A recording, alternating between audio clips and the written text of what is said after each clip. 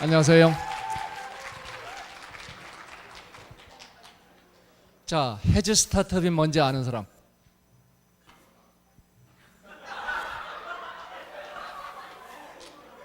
뭐 틀린 건 아니고. 자, 앞으로 창업에 대해서 관심이 나는 절대로 없다. 한번 손들어 주실래요?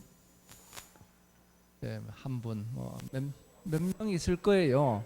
근데 우리 대부분들은 봐야 될 겁니다. 그 다음에 제가 아리조나 대학의 사례를 얘기할 때 창업하지 않은 사람도 창업의 정신을 가짐으로 인해 가지고 세상을 사는데 어마어마하게 도움이 된다. 연봉이 27% 많아지고 그 다음에 총 자산은 62% 많아지더라. 그러니까 절대로 나는 창업하지 않을 사람이라 할지라도 이 내용은 알고 있어야 됩니다. 자, 문제를 보겠습니다. 자, 제가 산업혁명에 대해서는 제가 간단하게만 얘기를 하고 갈게요. 여러분들 4차 산업혁명 얘기를 많이 듣고 있죠? 자, 그러면은 그때 가장 본질적인 질문은 여러분들이 한번 해봐야 돼요. 4차 산업혁명 이전에 그러면 산업혁명이란 무엇이냐? 자, 산업혁명은 산업을 혁명하는 거죠. 그러면 여러분들은 산업이 무엇인가를 답을 해야 됩니다. 산업이 뭘까요? 물건을 만들면 산업이 되나요? 아니죠. 물건을 누군가가 소비를 해야 됩니다. 그래서 생산과 소비가 순환돼야지 산업인 거죠. 그래서 이러한 순환 과정을 만드는 과정이 혁명을 일으키는 게 바로 산업혁명이다. 여기에는 세 가지 학문이 필요합니다. 기술을 만드는 과학기술, 또 인간의 욕구를 연구하는 인문학, 그리고 이것을 연결하는 경제사회. 여러분들이 이 IP CEO 과정에서 하는 것도 요 세 개 축으로 만들어져 있어요. 사회 문제를 찾자, 과학기술로 문제를 풀자, 그리고 기업가 정신으로 이것을 확산하자. 그게 3대 축이죠. 자, 이건 제가 넘어가겠습니다. 그래서 산업혁명이 일어나면서 인간의 욕구가 점점 위로 충족돼 가요.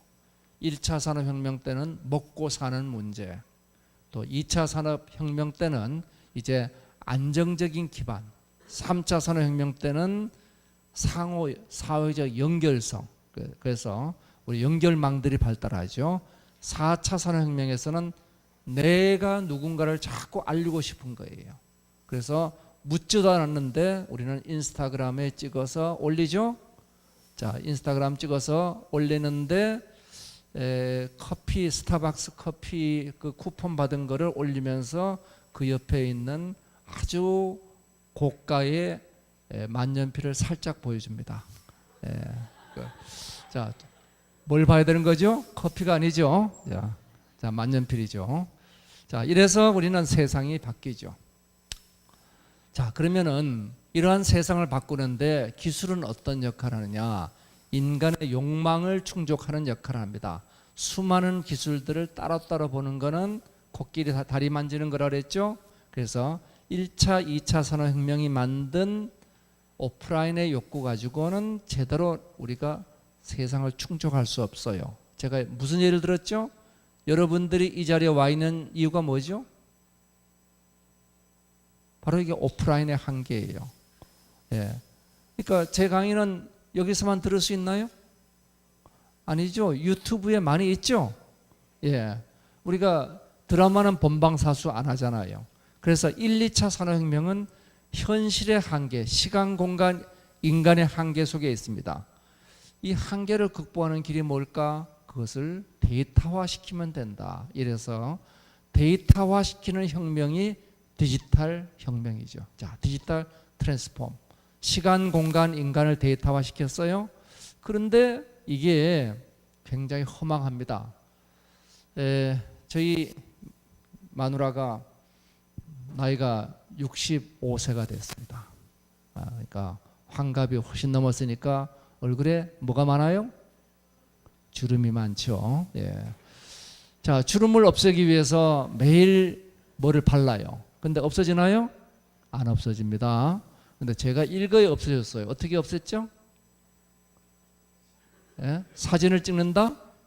뽀샵을 한다. 자, 제가 뽀낫으로 뽀샵해서 주름살 없애고 뭐도 없어졌느냐? 턱도 깎아줬어요. 예, 간단하죠? 눈도 키워줬습니다.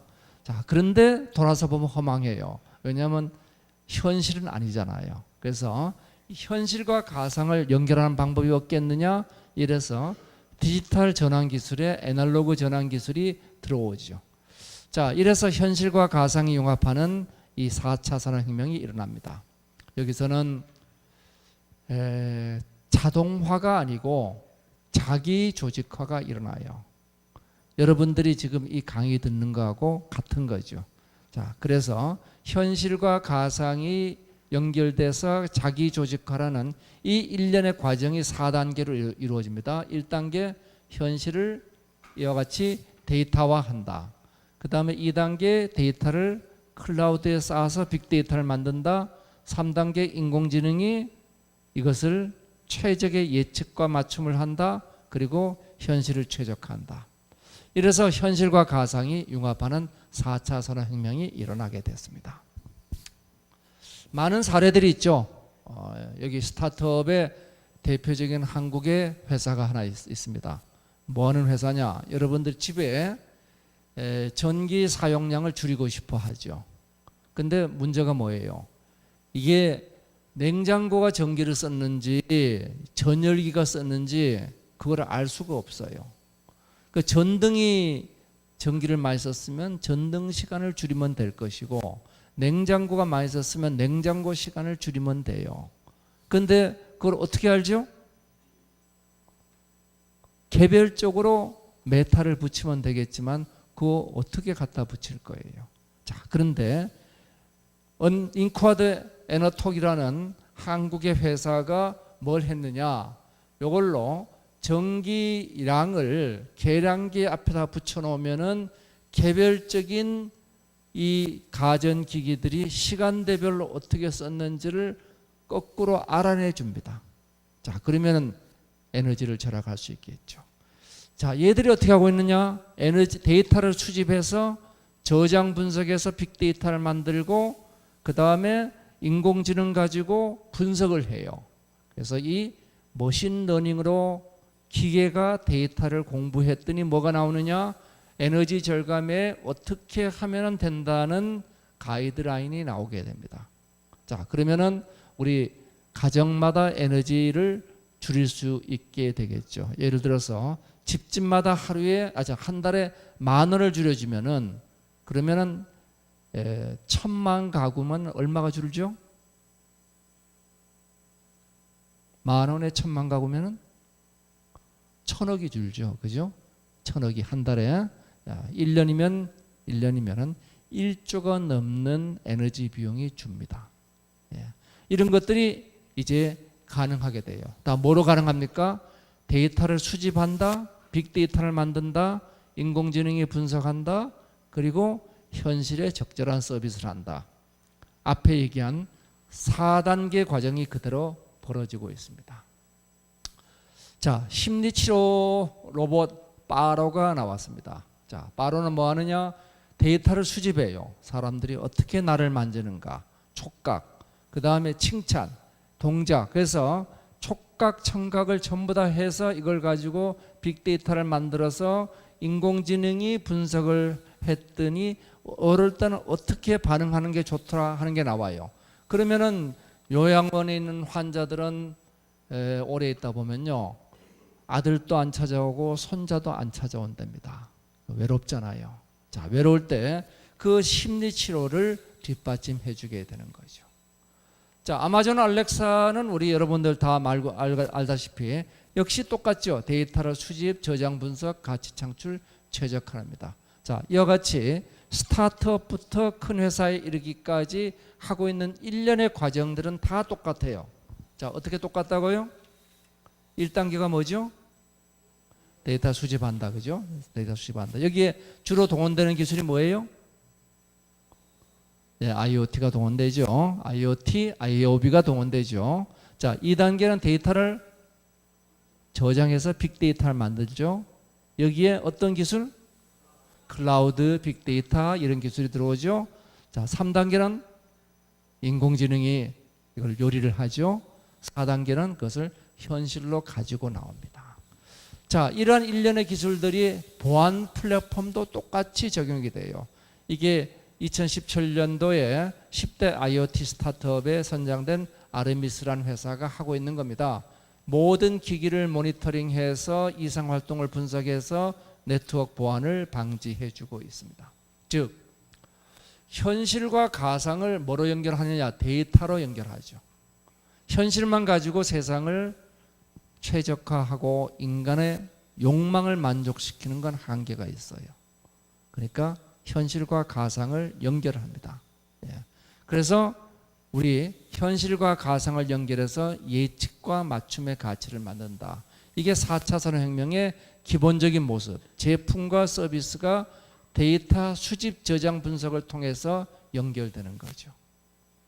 자, 그러면은 이러한 일을 하기 위해서 기술 모델을 제가 설명한 게 있습니다. 아마 여기 요 부분을 들은 사람도 있을 거예요. 요거는 보스턴 컨설팅 그룹이라는 회사에서 만든 4차 산업혁명의 기술 모델입니다. 뭐 잠깐 볼까요? 로봇, 빅데이터, 증강현실, 3D 프린터 뭐 이런 거 가지고 하겠다는 겁니다. 자, 이게 좀 시시해서 제가 만들어 봤어요. 바깥의 현실 세계, 안쪽의 가상 세계를 어떻게 연결할 거냐. 일단 현실 세계의 시간, 공간, 인간을 데이터화 시킨다. 그래서 여기 총 6개의 기술이 들어갑니다. 시간을 데이터화하는 기술이 클라우드와 빅데이터, 공간이 IoT와 LBS, 인간이 SNS와 웨어러블입니다. 각각이 점의 기술과 선의 기술이에요. 즉 웨어러블은 인간 개개인에 대한 데이터, SNS는 인간의 관계 데이터, IoT는 공간의 점의 데이터, LBS는 공간의 관계 데이터입니다. 그러면 점과 선 곱하기 시간, 공간, 인간 6개죠. 이 6개의 기술이 현실을 데이터화시킵니다. 그러면 우리가 뭘 얻죠? 빅데이터를 얻죠. 이 빅데이터는 이제 인공지능이 갖고 놉니다. 그러면 뭐가 나오느냐? 너는 언제 무엇을 하는 게 좋겠다는 예측과 맞춤의 가치를 만들어요. 이거를 현실로 다시 가지고 나오는데 6개의 애널로그 트랜스폼 기술이 필요합니다. 그래서 여러분들이 현실의 문제를 파악하고 6개의 디지털 트랜스폼 기술로 데이터화시키고 그거를 다시 인공지능으로 최적화시켜서 6개의 애널로그 트랜스폼 기술로 현실로 가지고 나온다. 이게 4차 산업혁명의 기술 모델입니다. 지금까지 전 세계에 나와 있는 제일 좋은 모델이에요. 자, 이름이 뭐라고요? 인공지능과 12기술 모델입니다. 네, 누가 만들었죠? 누가 만들었는지 몰라요? 이거 내가 만든 건데. 자, 이래서 앞으로 나란히 하면은 디지털 트랜스폼 기술은 현실 세계를 가상화시키는, 데이터화시키는 기술이죠. 여러분들 이 기술 다 들어봤죠? 예. 그 다음에 그 데이터화시킨 거를 인공지능이 최적화한 결과를 다시 현실로 가지고 나오는 것을 애널로그 트랜스폼이라고 제가 붙여놨습니다. 요거는 인간이 무엇을 원하는가, 그 다음에 그것을 물질로 만드는 거, 사람의 경험으로 만드는 거. 그래서 3D 프린터와 로봇은 물건을 만들어줍니다. 가상 증강현실은 인간의 경험을 제공해요. 자, 블록체인과 핀텍은 거래를 해주고 게임화는 동기부여를 하고 플랫폼은 반복되는 요소를 공유해서 비용을 줄여줍니다. 자, 이래서 12기술이 모여가지고 세상을 만들죠. 이제는 우리가 냉장고에서 식재료 꺼내서 요리하듯이 이제 클라우드 데이터 꺼내서 요리해서 사업을 만드는 겁니다. 여기에 인공지능은 다 어떻게 됐느냐? 다 공유가 됐어요. 그래서 데이터만 있으면 된다 하는 겁니다. 자, 여기까지는 제가 과거에도 여러분들에게 한번 강연을 했고 여러분들 강연 자료는 비디오에 있기 때문에 제가 빨리 넘어갔습니다. 자, 그러면 오늘의 본격적인 강의를 시작하겠습니다. 4차 산업혁명에 우리 창업은 어떻게 해야 될 것이냐. 자, 창업이란 뭐냐? 세상의 변화를 봐야 돼요. 우리 과거의 경험을 가지고 미래를 보면은 실제 미래하고는 이만한 갭이 생깁니다. 현재를 바탕으로 봐도 이만한 갭이 생기죠. 자, 그래서 지식의 폭발적인 증가 때문에 어떤 일이 생기느냐? 과거의 경험을 가지고 미래를 보면은 이만한 갭이 생깁니다. 여러분들이 과거의 경험이 누적되어 있는 게 뭐죠? 여러분들이 학교에서 배우는 교과서라는 겁니다. 자, 교과서는 과거의 경험이죠? 교과서가 미래를 얘기해 주진 않아요. 그러면은 교과서를 가지고 열심히 우리가 보고 세상을 배우게 되면은 실제 세상과는 이만한 갭이 생겨요. 이거 어떡하죠? 이게 바로 문제인 겁니다. 그러니까 이 문제를 풀어야 돼요. 자, 이 문제 어떻게 풀까요? 자, 이 문제를 풀기 위해서는 우리는 뭘 해야 되느냐? 현재 중심에서 미래 중심으로 여러분들이 시각을 이동해야 되는 거예요. 자, 미래 중심으로 이동을 한다. 그러면 자, 미래로 이동합니다. 자, 미래로 가보겠습니다. 자, 그러면 미래 세상이 어떻게 될 것이냐? 여러분들이 앞으로 20년 뒤가 되면은 어떤 세상이 될 것이냐 상상이 돼요? 자, 상상해 본 사람. 20년 뒤에 우리 대한민국은 어떻게 될 것인가 상상해 본 사람. 여러분들은 그 상상이 필요한 거예요. 자, 10년 뒤에 어떻게 될 것인가 상상해 본 사람. 별로 없죠? 자, 상상해 봤어요? 어떻게 될 것 같아요? 스마트폰과 인간이 완전히 융합되는 세상이 될 수도 있고요. 더 나가서 스마트폰이 사람 몸속에 들어갈 수도 있고요. 그죠? 우린 많은 상상을 해볼 수가 있습니다. 거기다가 우리 세상에 사는 사람들의 평균 나이는 어떻게 될 것 같아요? 평균 나이가 늘어나죠? 이제는 재수 없으면은 100세 넘어 살아요. 여러분들 나이에서는 평균 수명이 100세까지 갑니다. 그러면은 과거하고는 완전히 다른 세상이 돼요. 그 옛날에는 우리 성춘향, 춘향이가 몇 살 때 결혼했는지, 이도령 만났는지 아는 사람? 그렇죠. 16살? 지금 몇 살? 20살. 자, 그러니까 춘향이 같으면 이미 결혼해서 애를 한차 키우고 있을 그런 나이인 거예요. 그런데 요즘은 20대 결혼해요? 안 하죠. 평균 결혼 연령이 30대가 돼버렸어요. 그죠? 옛날 같으면 30이면 뭐래요? 손주 볼 나이예요. 이젠 손주 볼 나이에 결혼을 안 해요. 이런 세상의 변화들이 뭐냐? 거대한 변화입니다. 우리 그 1인 가구가 증가하고 있어요. 지금 대한민국 1인 가구가 25%쯤 됩니다. 근데 앞으로 얼마나 될 것이냐? 스웨덴의 경우는 45%를 넘어섰습니다. 자, 1인 가구가 증가되면 어떤 일이 생길까요? 1인 가구가 증가되면은 많은 일들이 생기겠죠. 우선 가장 쉬운 게 편의점이 더 잘 될 것이고, 배달 음식이 잘 될 것이고, 그죠? 그 다음에 나이트 클럽도 잘 될까? 뭐 클럽도 잘 될 가능성이 있죠. 1인 가구가 증가하다 보면은, 자, 1인 가구가 증가할 때 어떤 일이 생길 것인가? 이런 것들이 뭐냐면 다 미래학과 인문학이 던지는 질문들입니다. 미래 사회는 어떻게 될 것인가? 자, 미래의 우리 환경은 어떻게 되겠어요? 환경은 지금보다 좋아질까요? 나빠질까요? 공기질이 나빠져? 좋아져? 예, 그건 한번 두고 봅시다. 근데 기술이 산업이 발달할 때 보면은 U자 곡선을 그어요. 예, 발달할 때는 한참 나빠졌다가 더 발달하면 좋아집니다. 지금 중국의 미세먼지가 앞으로 줄까요, 늘까요? 예, 중국이 미세먼지를 줄이기 시작했습니다. 예. 자, 이런 변화들을 우리가 봐야지 뭐가 생기느냐? 문제가 발견돼요. 자, 창업에서 중요한 거는 문제를 발견하는 걸까요? 문제를 푸는 걸까요? 발견이 더 중요하다는 의견들이 많습니다. 요즘은. 옛날에는 문제를 푸는 게 중요하다고 생각했어요. 문제를 발견하는 거예요. 자, 문제를 발견하는 것은 기술의 영역일까요? 인문학의 영역일까요?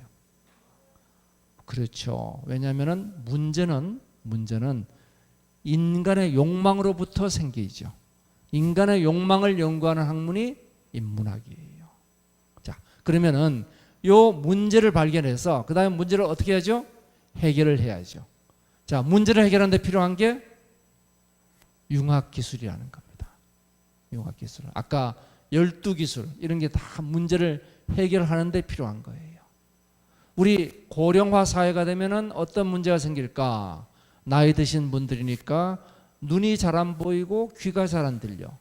그러면 눈이 잘 안 보이고 귀가 잘 안 들리는 분들을 위한 기술이 필요해.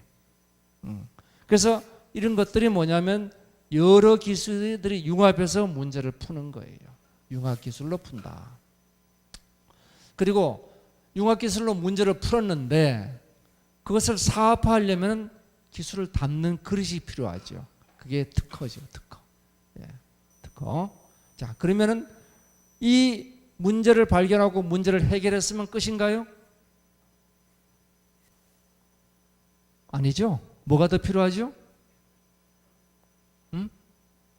더 필요한 거. 그걸 세상을 바꿔야죠. 그죠? 예, 세상을 바꿔야죠. 그러니까 그게 뭐냐면 가치의 확산. 바로 기업가 정신이 필요한 겁니다.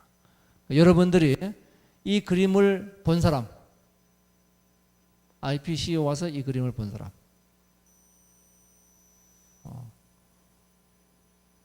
없어요? 이게 2009년도에 우리가 IPCO 만들 때 제가 그린 그림이에요. 예.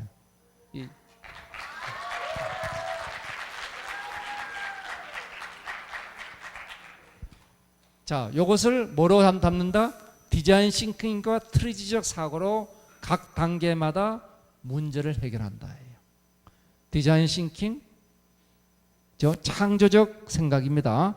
트리지적 사고, 모순을 해결하는 생각이에요. 예. 그러니까 창조적으로 모순을 해결하는 거예요.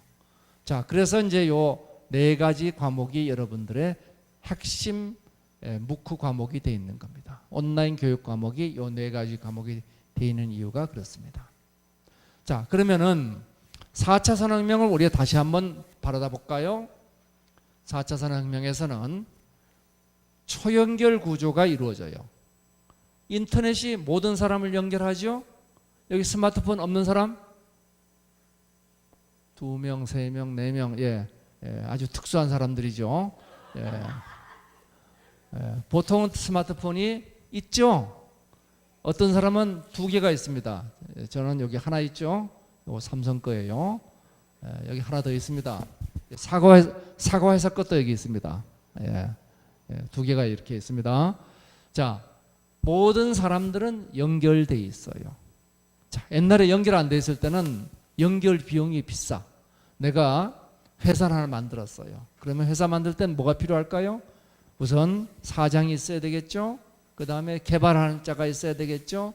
생산하는 사람이 있어야 되겠죠. 관리하는 사람이 있어야 되겠죠. 영업하는 사람이 있어야 되겠죠. 이게 옛날에는 이렇게 회사가 만들어졌어요. 그런데 지금은 어떻게 되느냐? 옛날에는 물건을 만들고 나서 판매를 하는 사람을 구하는 게 어려워요. 그러니까 회사 내부에 영업사원이 있었습니다. 이제는 물건을 만들어서 내가 안 팔고 팔아줄 사람이 생겼어요. 누가 팔아줘요? G마켓이 팔아주고 알리바바가 팔아주고 아마존이 팔아줘요. 이러니까 연결 비용이 줄어드니까 내가 제일 잘하는 것만 합니다. 내가 못하는 거 해가지고 경쟁에서 이길 수가 없잖아요. 그래서 초연결 구조는 기업이 분해돼 버려요. 자, 노키아하고 애플하고 2008년도에 붙었어요. 스마트폰 대전이 붙었죠. 자, 노키아는 어떤 회사인가 제가 얘기할게요. 노키아는 그 당시 압도적 세계 1위의 스마트폰 회사, 휴대폰 회사, 스마트폰이 아니고, 그 다음에 노키아는 주요 부품을 자기들이 만들어요. 생산도 자기가 해요. 유통도 자기가 합니다. 그런데 애플은 뭘 하죠? 애플이 하는 거. 요 안에 애플이 만든 부품이 있나요? 하나도 없죠? 하나도 없어요. 그러면 애플이 이거 생산했나요? 안 만들었죠? 그러면 애플이 그러면 여기 있는 소프트웨어는 자기들이 만들었나요? 대부분의 앱은 애플이 만든 거예요? 누가 만든 거예요? 애플이 만든 거 거의 없어요. 그죠? 그럼 뭐 얘들은 뭐 하는 회사예요? 네? 요거 디자인하는 거? 이런 거 아니죠? 자, 이제는 뭐냐면 자기가 제일 잘하는 것만 하는 거예요. 자기가 제일 잘하는 것만 해가지고 남들과 기업이 분해되고 융합되는 겁니다. 그래서 개별 기업에서 기업 생태계로 바뀌는 거예요.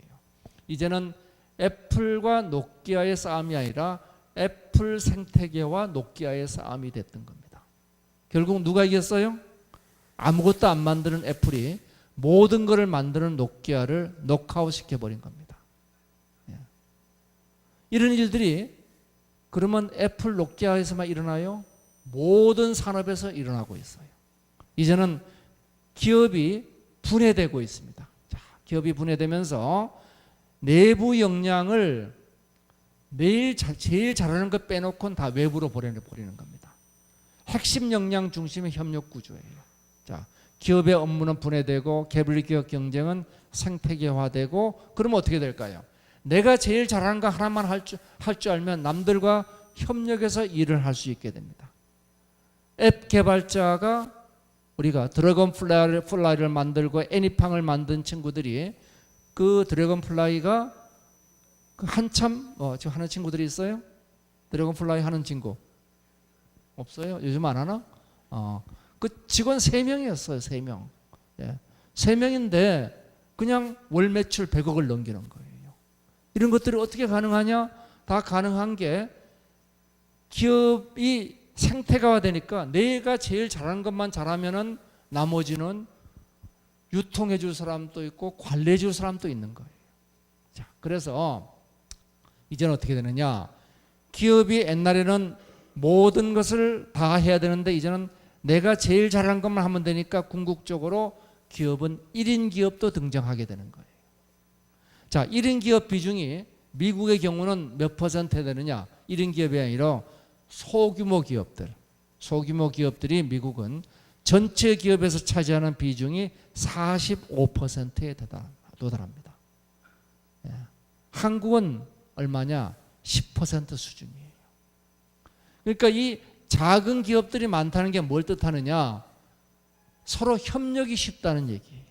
자, 협력이 쉽게 되면데 그러면 협력을 어떻게 하느냐? 내가 앱은 잘 만드는데 하드웨어 만들 사람이 필요해. 근데 어떻게 만나지? 누군가 연결을 해줄 수가 있어야 돼요. 그래서 이러한 기업들이 연결하기 위해서는 연결하는 연결망이 필요합니다. 자, 그래서 거대 플랫폼 기업과 다양한 롱테일 기업이 동시에 존재하게 되어 있습니다. 이제 4차 산업혁명에서 어떤 회사들이 등장할 것이냐? 큰 기업과 무지하게 작은 기업, 무지하게 큰 기업과 무지하게 작은 기업이 동시에 존재하는 거예요. 자, 그러면은 바로 롱테일 기업, 작은 꼬리로, 긴 꼬리로 가는 이 롱테일의 작은 기업들은 뭘 하느냐? 혁신을 해요. 그 다음에 이들은 주로 뭐로 차별하느냐? 특허로 차별합니다. 반면에 이 거대한 플랫폼 기업은 효율을 만들어요. 그래가지고 백화점은 많은 가게들이 들어오게 해서 거기 한번 온 고객들이 옷도 사고 신발도 사고 이런 효율을 만들어줍니다. 그 안에 있는 옷가게들은 남들과 다른 패션 디자인의 옷을 만듭니다. 이래서 혁신과 효율이 결합하는 구조가 4차 산업혁명의 기본 구조예요. 자, 그래서 지금 이 기업들을 보면 거대 플랫폼 기업들이 등장했어요. 그리고 수많은 혁신 기업들이 등장합니다. 이들이 공존하고 있는 게 4차 산업혁명입니다. 자, 그러면은 우리가 이 4차 산업혁명의 창업 트렌드는 어떻게 될 것인가에 대해서 제가 이름을 해즈 스타트업이라고 이름을 붙였습니까? 자, 4차 산업혁명의 창업 트렌드로서 그래서 제가 이제는 창업도 옛날하고는 다른 방식이 돼야 되겠구나. 예, 왜냐하면은 기업 형태가 달라지니까 창업 형태도 달라지겠죠. 자, 그러면은 이러한 창업 트렌드를 제가 생각을 해봤어요. 그랬더니 어떤 결론이 나왔느냐? 하드웨어와 소프트웨어와 인공지능이 세 가지가 합쳐져 있어요. 그래서 제가 이걸 합쳤더니 하드웨어와 인공지능과 소프트웨어가 합쳐졌기 때문에 이것을 해즈라고 이름을 붙였습니다. 그래서 여러분들이 해즈라고 부르든 하스라고 부르든 마음대로 하세요. 여튼 우리는 HAS 스타트업, 이것을 제가 4차 산업혁명의 창업 트렌드로 제시를 하고자 합니다. 자, 우선 큰 변화는 뭐냐? 옛날에는 우린 제조업이야, 물건 만들어. 우린 서비스업이야, 서비스를 해, 이렇게 얘기를 했어요. 근데 이제는 제조업하고 서비스업이 분류가 안 돼. 예, 분류가 안 돼요. 우리 애플만 해도 놓고 봅시다. 얘들이 제조업입니까, 서비스업입니까? 제조는 안 해요? 제조업인 것 같기도 하고 서비스업인 것 같기도 하죠. 예. 이 아이폰을 통해서 수많은 서비스를 제공하고 있습니다. 자, 그런데 그 똑같은 일들이 뭐냐면 샤오미를 보세요. 수많은 웨어러블 기기들을 만들고 있습니다. 근데 이 웨어러블 기기들을 뭘 하고 있는가 봤더니 얘들은 그걸 가지고 수많은 서비스를 같이 하고 있어요. 네스트 온도 조절기 만드는 회사죠. 온도 조절기만 하는 게 아니라 그걸로 가전제품의 다양한 가치를 만듭니다. 고프로, 우리가 액티비티 카메라를 통해서 수많은 영상기기를 결합해 나가고 있습니다. 결국 얘들은 뭐냐? 얘들은 제조업인가요, 서비스업인가요? 둘 다예요. 그러면 뭘 가지고 하느냐? 제조와 서비스가 뭐로 연결되느냐? 데이터로 연결됩니다. 제품에서 데이터를 만들어서 그것을 IoT로 수집하고 빅데이터로 저장하고 인공지능이 분석해서 다시 서비스로 만들어주고 있어요. 이게 이들 스타트업들의 특징입니다. 자, 그러면 옛날처럼 우리는 제조 스타트업이야, 우리는 서비스 스타트업이야, 이런 분류가 통하지 않는다는 거예요. 이제는 제품과 서비스를 동시에 연결하게 됩니다. 근데 연결이 뭐로 연결돼요? 자, 하드웨어와 소프트웨어가 뭐로 연결돼요? 데이터와 인공지능으로 연결이 되죠. 예. 자, 그러면은 이게 제품과 서비스가 데이터로 연결됩니다. 이런 구조가 바로 4차 산업혁명의 하스 스타트업의 대표적인 구조입니다. 자, 이 칭화대에서 만든 스타트업이 모바이크라는 스타트업이 있어요. 칭화대에서 빅데이터 연구하던 친구들이 뭘 했느냐? 자전거를 가지고 공유를 했으면 좋겠는데 이 자전거가 어디 있느냐, 얼마나 굴러가고 있느냐 하는 것을 다 데이터화하면은 공유할 수 있겠구나. 이래서 소위 자전거란 제품과 이것을 공유하는 서비스를 연결을 뭐로 하느냐? 인공지능으로 합니다. 데이터를 통해서 연결을 해요. 그래서 하드웨어와 인공지능과 소프트웨어가 연결되어 있어요. 자, 그런데 요걸 인피니트 데이터랑 되는 데이터 센터를 다시 하드웨어와 소프트웨어를 인공지능 알고리즘 가지고 최적화된 서비스를 제공합니다. 자, 구글이 작년도에 구글의 부사장 릭 오스텔로라는 사람이 작년 10월에 발표를 합니다. 구글의 미래 전략은 이거다 하고 발표를 해요. 그 미래 전략이 뭐냐 봤더니 이거예요. 우리는 하드웨어를 하겠다. 그래? 구글이 왜 하드웨어를 하지? 그런데 우리는 소프트웨어도 하겠다. 그런데 우리는 인공지능을 가운데 두겠다. 즉 구글의 전략도 하드웨어와 인공지능과 소프트웨어를 결합하는 전략이에요. 자, 그래서 이거를 우리는 일반적인 미래로 볼 수 있어요. 다시 말해서 4차 산업혁명은 현실과 가상이 융합하고 뭐로 융합한다고요? 데이터로, 그죠? 데이터로. 제품과 서비스가 융합하고 뭐로 융합한다고요? 데이터로. 그죠? 데이터로. 하드웨어와 소프트웨어가 융합하고 뭐로 융합해요? 데이터로 융합하고. 이 데이터를 구조화시키는 게 인공지능인 거예요. 그러니까 모든 과정이 다 뭐냐 그러면은 두 개의 대척점, 현실과 가상, 제품과 서비스가 데이터와 인공지능으로 융합하는 형태다. 이렇게 여러분들이 이해를 하시면 됩니다. 자, 그러면은 하스 스타트업이 무엇인가는 여러분들 다 아셨죠? 자, 하스의 H가 뭐예요? 하드웨어. A는 AI, S는 소프트웨어. 훌륭합니다. 역시 우리 IPO CEO 친구들이에요. 박수 치려고? 자, 그러면은 우리 그 다음 질문을 해야 되겠네. 근데 이 스타트업이 어떻게 발전해 왔지? 우리가 그걸 한번 보겠습니다.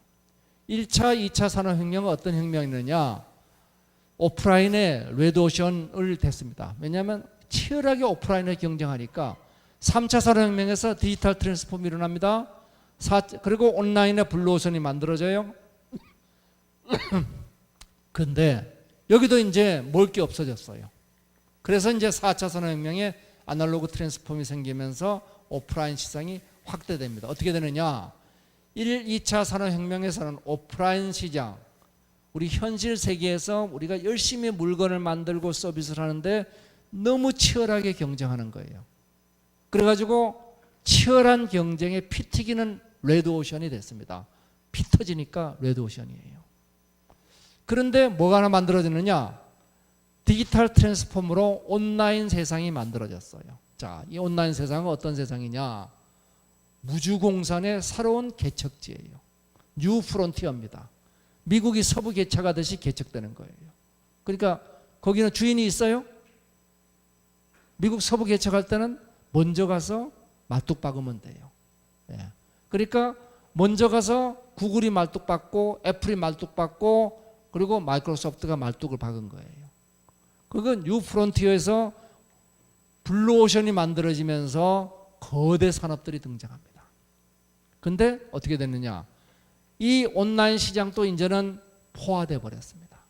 온라인 시장의 경쟁이 다시 레드오션이 돼 버린 거예요. 지금 여러분들이 그 구글하고 경쟁할 수 있는 서비스를 만들 수 있어요? 없어요. 페이스북하고 경쟁할 수 있어요? 없어요, 이제는. 왜냐하면 거기는 다 이제 파먹어 버렸습니다. 파먹어서 이제는 다시 어디에 왔느냐 하면은 온라인하고 오프라인이 만나는 데로 왔더니 여기가 블루오션이 돼버린 거예요. 그래서 지금 스타트업은 어디로 가느냐? 순수 하드웨어에서 소프트웨어로 갔다가 다시 소프트웨어와 하드웨어가 합쳐지는 영역으로 이동한 겁니다.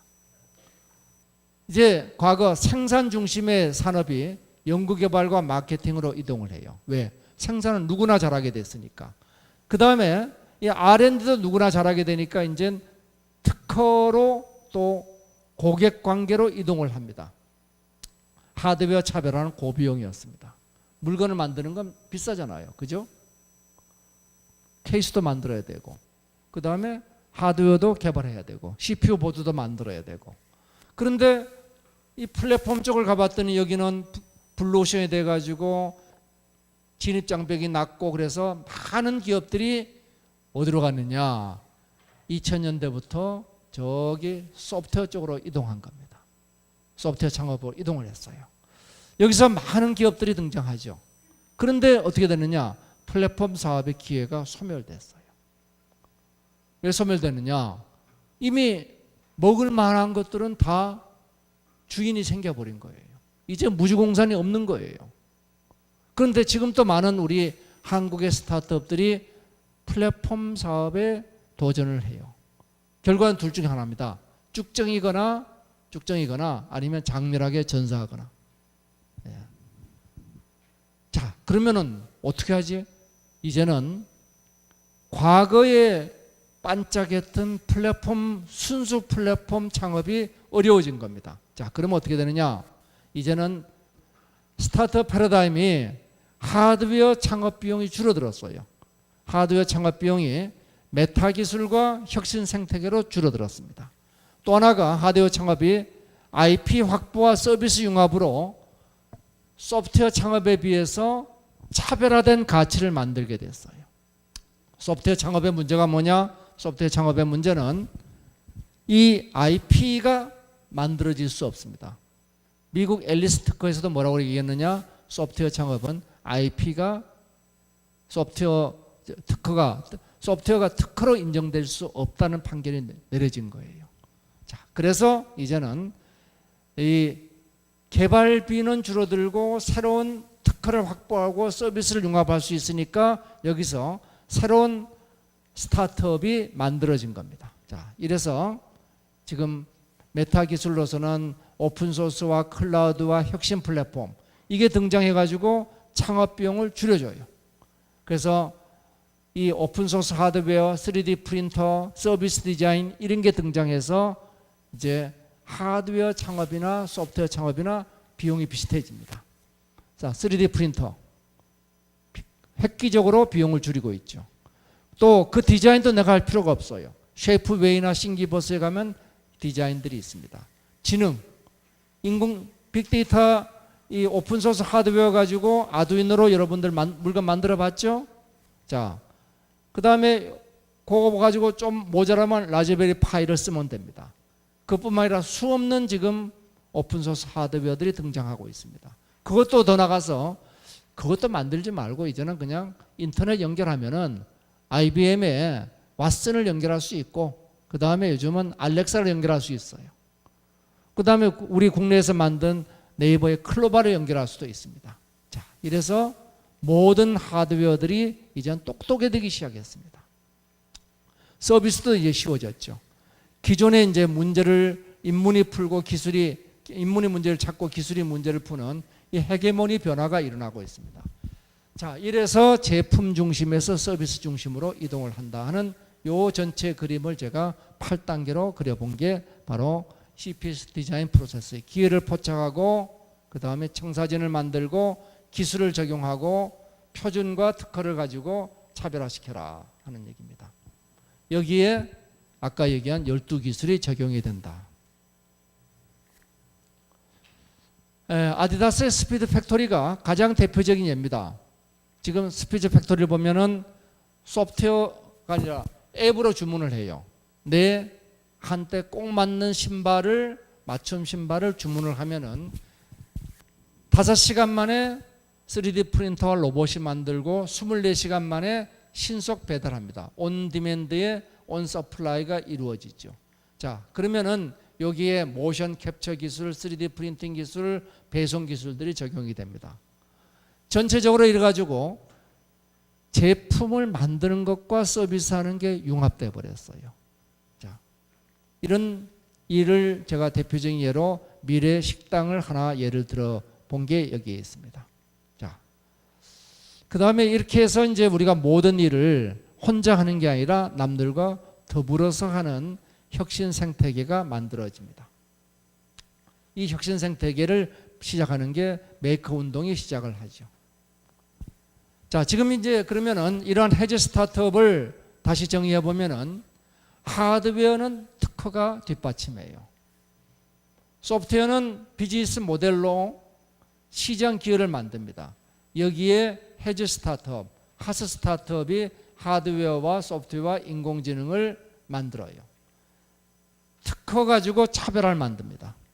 그리고 소위 비즈니스 모델로서 시장 기회를 포착해요. 특허 차별화와 플랫폼 차별화로 세상을 바꿔나가는 거예요.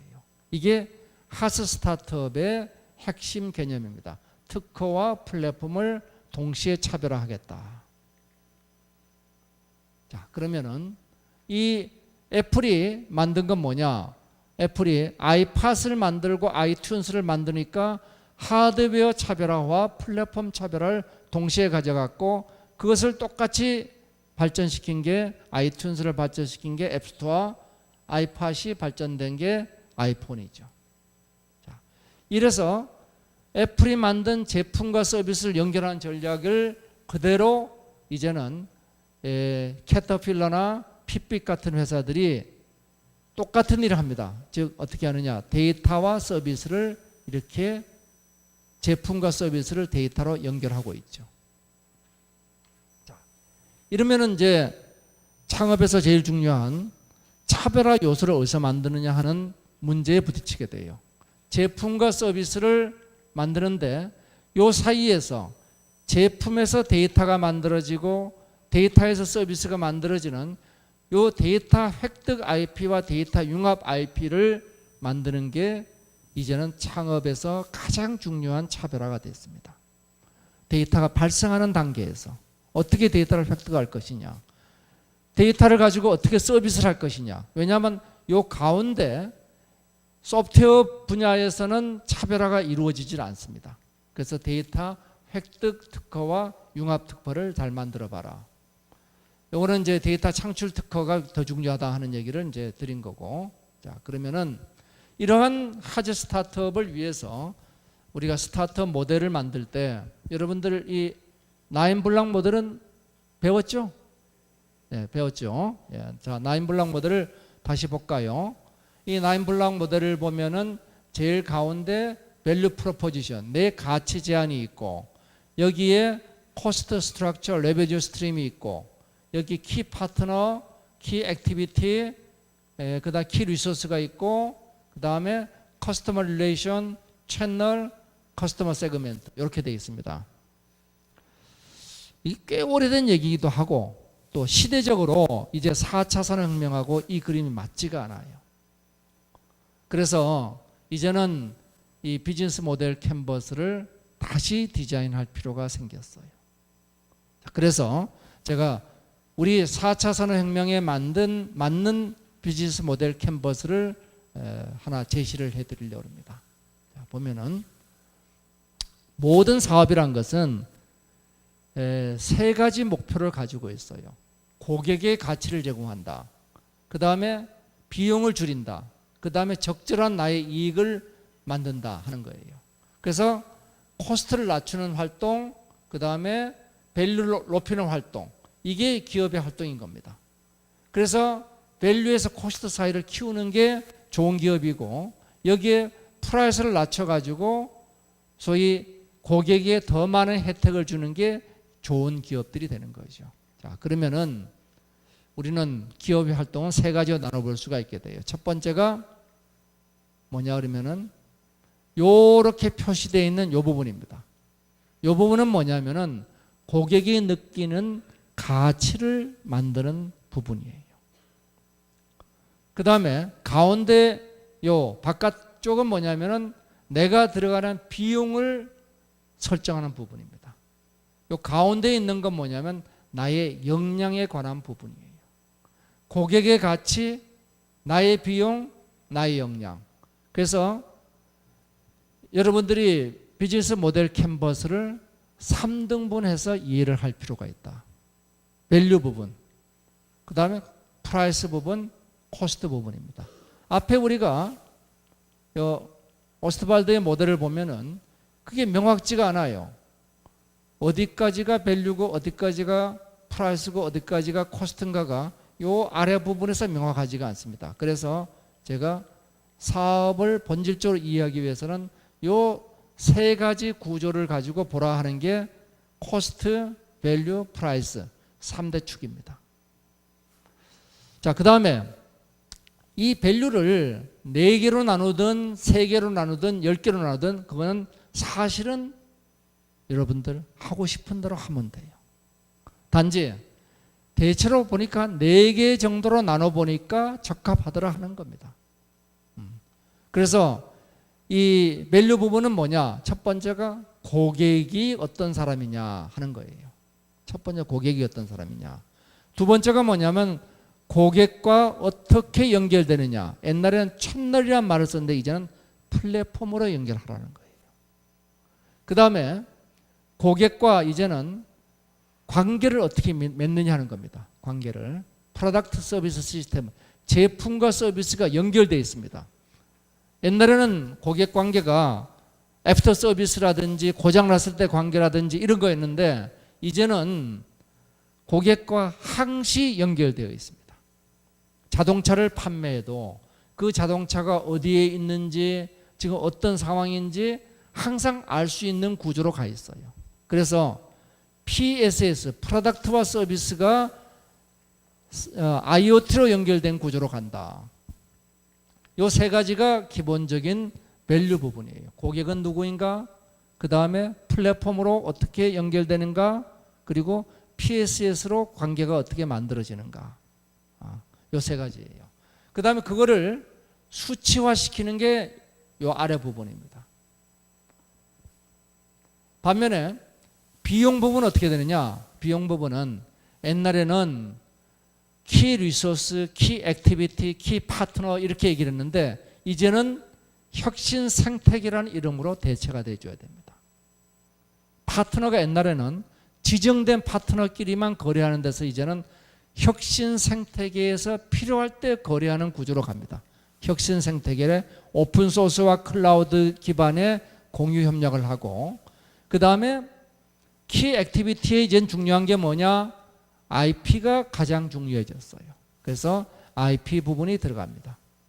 그 다음에 핵심 자원 조달을 어떻게 할 것이냐. 그리고 그 비용 구조를 설명하는 겁니다. 가운데가 뭐냐면 나의 가치 제한과 수익 모델에 관한 부분이 들어오게 되어 있습니다. 그러니까 9개가 아니고 10개가 되는 거예요. 자, 4개, 4개, 2개. 그래서 10개가 되는 거죠. 그래서 템블랑 모델이 되는 겁니다. 기본적으로 오스트발드 모델에서 지금 빠져있는 굉장히 중요한 개념이 고객 가치와 코스트와 프라이스라는 이 3축 개념이 빠져 있습니다. 그래서 3축 개념을 꼭 집어넣고 그 다음 위에 건 뭐냐면은 정성적, 요 아래는 정량적인 겁니다. 잠깐만. 정량적인 겁니다. 자, 그래서 첫 번째 코스트 컬럼입니다. 혁신 생태계와 IP와 핵심 자원 조달, 코스트 스트럭처. 요걸 가지고 지금 새롭게 비즈니스 모델을 만들어 보라는 거예요. 우리가 옛날처럼 내가 대부분의 일을 내가 우리 회사에서 하는 그런 시대는 지났다 하는 거예요. 그래서 파이프라인형 밸류 체인에서 개방형 밸류 네트워크로 간다. 그 다음 밸류 프로포지션과 레베뉴 모델. 여기서도 우리가 중요한 것은 공명 가격. 어떻게 하면 고객과 가치를 잘 나누느냐 하는 이걸 설명해 보라는 겁니다. 그리고 고객이 창출하는 가격 메커니즘을 적용해라. 이제는 고객과 더불어 많은 일을 합니다. 그리고 이제 여기가 소위 고객 세그멘트, 밸류를 느끼는 겁니다.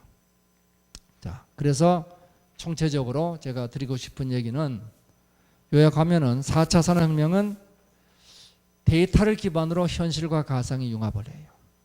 그래서 이것을 제품과 서비스가 융합하고 하드웨어와 소프트웨어가 인공지능 기반으로 융합을 합니다. 그래서 이러한 융합 과정에서 우리가 새로운 스타트업 모델로 하스 스타트업 모델의 비즈니스 모델 캠퍼스를 템블락으로 제시를 합니다. 자, 제가 오늘 시간 관계상 뭐 긴 얘기를 못 하는데 요 다음에 플랫폼을 중심으로 우리 김혜선 책임이 이어서 얘기를 하게 될 겁니다. 자, 질문 있으면 질문 받겠습니다. 네. 거대 플랫폼 기업과 다양한 롱테일 기업이 있다고 말씀하셨는데 그 두 개가 공생한다고 하셨잖아요. 그러면 그렇죠. 그 이제 두 개를 전부 다 포함하는 기업은 없을까요? 두 개가 포함된 기업이 있을까요? 없을까요? 거꾸로 내 물어볼게요. 있을 수도 있다고 생각하는데. 있을 수도 있어요. 그런데 궁극적으로 그들은 점점 분리되기 시작합니다. 왜 분리되느냐? 기업이 커지면은 혁신을 못 해요. 그 다음에 기업이 작으면 효율이 안 납니다. 그래서 세상에는 크게 두 가지 가치가 있어요. 남들이 안 하던 일을 잘하는 혁신과 남들이 하는 일을 잘하는 효율이 있어요. 동시에 두 가지를 잘할 수가 없는 구조입니다. 근본적으로 기업의 규모하고 혁신과 효율은 서로 반비례해요. 그래서 궁극적으로 거대 플랫폼 기업과 수많은 롱테일 기업은 분리됩니다. 애플과 구글도 마찬가지예요. 구글이 새로운 와해적 혁신을 내부에서 만들어낸 게 있느냐? 검색을 제외하고는 거의 없습니다. 자, 다른 질문? 혹시라도 제가 추가로 얘기 드리면은 우리는 이런 착각을 해요. 거대 기업, 뭐 삼성이나 현대나 이런 회사, LG나 이런 회사들이 모든 걸 잘할 수 있으니까 스타트업은 할 게 별로 없을 거야. 전혀 아닙니다. 세상은 그렇게 움직이질 않아요. 미국 경제의 탑 10에 해당되는 기업들의 평균 연령이 35세입니다. 그 30년 안 된 기업이 기업 가치 탑 10의 7개를 차지하고 있어요. 그것은 뭐냐면 계속 세상은 바뀌고 있다는 겁니다. 그리고 바뀌는 제일 큰 이유는 뭐냐 그러면은 큰 기업은 혁신을 잘 못합니다. 그래서 늘 스타트업이 혁신하는 거예요. 예, 다른 질문. 네, 지금 스타트업이 어느 정도 성장하면 대기업 같은 데 인수되는 게 일반적인데 이게 지속될 거라고 보세요? 그거는 계속적으로 이제 지속이 되죠. 그러면은 우리는 또 착각을 할 수도 있습니다. 아니 스타트업이 전부 다 대기업에 흡수되면은 결국은 대기업만 남고 스타트업 없어지는 거 아니냐? 그럼 뭐하고 또 비슷한 거냐 그러면은 박세리가 저기 미국 가서 LPGA에 가서 골프 하면은 한국의 골프 선수 없어지는 거 아니냐? 근데 그 이후에 한국의 여자 골프는 더 왕성해졌어요. 예. 그래서 스타트업이 좋은 가격에 인스타그램이 만들어져서 직원 12인데 10억 1조에 팔리니까 페이스북이 팔리니까 그러면은 그런 기업이 사라지는 게 아니라 그런 기업이 더 많이 만들어지는 거예요. 그래서 역동적으로 세상은 돌아가는 겁니다. 예. 그 다름이 아니라 최근에 그 미국에 있는 그 큰 거대 기업들 중에 스타트업이 되게 많잖아요. 거기에 뭐 우버가 들어가든 에어비앤비가 들어가든. 근데 그런 기업들의 특징은 기본적으로 뭐 자사 플랫폼이라고 하기에는 좀 투자 비용이 낮은 어떻게 보면 소프트웨어 기반의 커뮤니티 기반의 어떤 기반을 만들어 놓은 다음에 그 다음에 이제 하드웨어나 AI 쪽으로 진입을 하고 있잖아요. 우버도 이제 무인 자동차 쪽을 하고 있고 에어비앤비도 이제 다음 단계로 도약을 하려고 준비를 하고 있는데 결국은 그렇게 될 경우 소프트웨어만으로 시작하는 기업들이 성공하는 방향으로 갈 수 있는 거 아닌가요? 결국 거대 플랫폼 기업들에 의존할 수밖에 없기 때문에 하드웨어를 아무리 독창적으로 만들어도 결국은 그쪽에 더 나은 인재들이 있고 하니까 결국은 얼마나 니시한 마켓에 얼마나 nim블하게 들어가냐의 문제인 것 같은데 그게 정말 3D 프린터만으로도 개선이 될 수 있다고 보시나요? 자, 3D 프린터는 이제 그중 한 가지 예고. 앉으세요. 예, 우리 앉으세요. 그 모든 세상은 계속 바뀌어요. 예를 들어 10년 전 같으면은 소프트웨어 스타트업이 굉장히 유리했습니다. 왜냐하면 그쪽에 무주공산 블루오션이 생겼으니까. 예, 온라인 세상이라는 블루오션이 있었으니까. 근데 지금은 첫 번째 온라인의 블루오션이 거의 사라졌어요. 첫 번째 문제가. 두 번째 문제는 거기서는 차별화된 그 진입장벽을 만들기가 어려워요. 그래서 새로운 그 블루오션도 없는 데다가 뭔가 해도 남들이 쉽게 들어올 수가 있습니다. 그러면은 하드웨어하고 소프트웨어가 합쳐지면 어떤 일이 생기느냐? 합쳐지면은 하드웨어 쪽에서 하드웨어 쪽에 진입 장벽을 만드는 거예요. 왜? 거기는 특허가 되니까. 소프트웨어는 특허가 안 돼요. 예. 그래서 하드웨어 소프트웨어가 결합되면은 특허란 진입 장벽을 박아놓을 수가 있다는 게 스타트업의 큰 새로운 장점이 된 겁니다. 그래서 지금 새로운 스타트업의 절반 이상이 하드웨어 소프트웨어가 결합된 스타트업들입니다. 예. 그래서 하드웨어만 가지고는 뭐가 또 안 되느냐? 확장성에 문제가 있습니다. 왜냐하면 오프라인 세상에서는 그 비용 구조가 규모에 비례해요. 온라인 세상에서 이게 익스포넨셜로 증가돼 버립니다. 그래서 하드웨어 소프트웨어가 붙고 그것을 인공지능으로 결합하는 구조로 지금 새로운 창업이 한 10년을 이렇게 갈 거예요. 10년 후가 되면 또 달라질 겁니다. 그래서 과거에 정답이 있다고 그것이 미래의 정답이 되는 것도 아니라는 얘기를 제가 또 드릴게요. 짧게 팔로우업 질문을 드리면 그 방금 강의 초반에 그 전력 소모 측정하는 하드웨어 스타트업을 말씀을 해주셨는데 인코아드. 네네 아무리 하드웨어랑 소프트웨어랑 AI를 잘 결합하더라도 결국 하드웨어적으로 IP를 창출할 수 없으면 장기적으로는 성공할 수 없는 구조인 건가요? 그거는 플랫폼 사업의 경우는 특허가 없어도 성공할 수 있어요. 그 규모의 경제이기 때문에. 근데 그런 거대 플랫폼들은 거기다 지금 말뚝이 박혀 있다는 거예요. 그래서 순수 플랫폼 사업의 새로운 가능성 확 줄어버렸어요. 그래서 지금 이제는 새로운 트렌드는 작은 플랫폼과 하드웨어의 IP가 결합하는 쪽으로 이동한다는 겁니다. 이해가 됐어요? 네 감사합니다. 예.